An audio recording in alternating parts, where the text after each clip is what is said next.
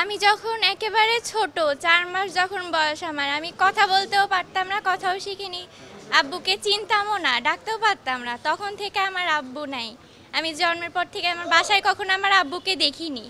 আমার বয়স ১৭, আমার আব্বু জেলে থাকার বয়সও ১৭। হচ্ছে আব্বু মুক্তি পেল, আমরা তো আশা করিনি যে আব্বু মুক্তি পাবে। আমাদের দ্বিতীয়ভাবে দেশ স্বাধীন রাষ্ট্র হলো। ব্যবস্থা পরিবর্তনের কারণে আমরা ন্যায় হ্যাঁ বিচারের আশা করেছি। হ্যাঁ, আর এখন আব্বুকে পেয়ে অনেক খুশি। কে বাবাকে পেয়ে খুশি হবে না? তোমার নামটা বলো। দেখা হয়? বাবার সাথে আমি যখন ক্লাস 6-এ পড়ি তখন একবার দেখা হইছে জেলে। জেলে। কোন ক্লাসে পড়ো?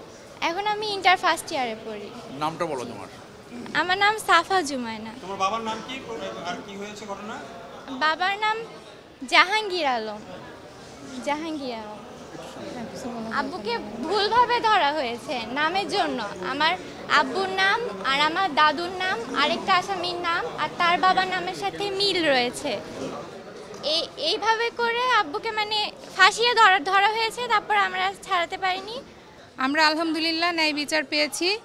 আমার ভাইয়া ইসলামী বিশ্ববিদ্যালয়ের ছাত্র ছিলেন। তারপরে উনি আমার বাবার ব্যবসা দেখাশোনা করতেন। হঠাৎ করে আমার ভাইয়াকে অ্যারেস্ট করা হয়। আমরা কিছু বুঝে উঠতে পারিনি তখন। তারপর থেকে ভাইয়াকে 1 মাস মতো গুম করে রাখা হয়েছিল। 1 মাস পরে আমরা আমার ভাইয়ার খোঁজ পাই।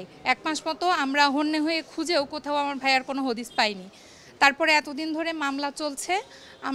আমরা আশা করেছিলাম জজ কোর্টেই আমরা খালাস পাবো, কিন্তু 2018 সালের যে রায় হয় সেখানে আমরা আমাদের ন্যায় বিচার, প্রত্যাশিত বিচার আমরা পাইনি।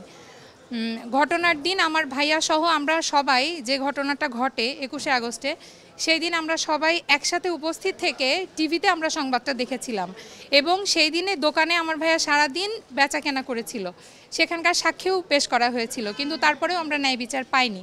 দীর্ঘদিন পরে হাইকোর্টে আপিল করার পরে আমাদের বিজ্ঞ আইনজীবী উনি আমরা সহায়তায় দেশের পট পরিবর্তনে আমরা ন্যায় বিচার পেলাম।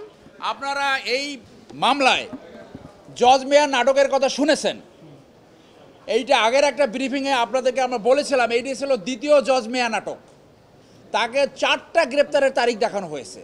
গ্রেপ্তার করে যেমনটি শুনেছেন 1 মাস তাকে গুম করে রেখেছিল এবং 5ই আগস্টের আগে একটা ব্রিফিংয়ে আপনাদেরকে বলেছিলাম এইটা ছিল দ্বিতীয় জজ মেয়ার নাটক। কুষ্টিয়ার জাহাঙ্গীর আলম, এই জাহাঙ্গীর আলমকে নামের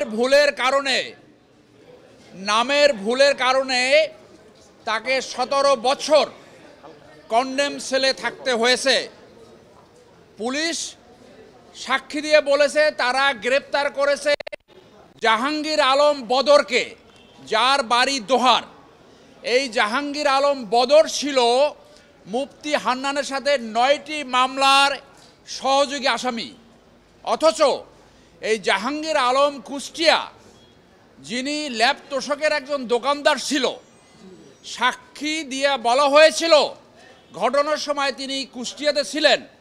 এরপরও অত্যন্ত অন্যায্যভাবে, অত্যন্ত অন্যায়ভাবে তাকে পাতানো সাক্ষী দিয়ে তাকে ডেথ সেন্টেন্স দেওয়া হয়। 17 বছর তিনি এই কন্ডেম সেলে ছিলেন। আজকে আমরা ন্যায় বিচার পেয়েছি।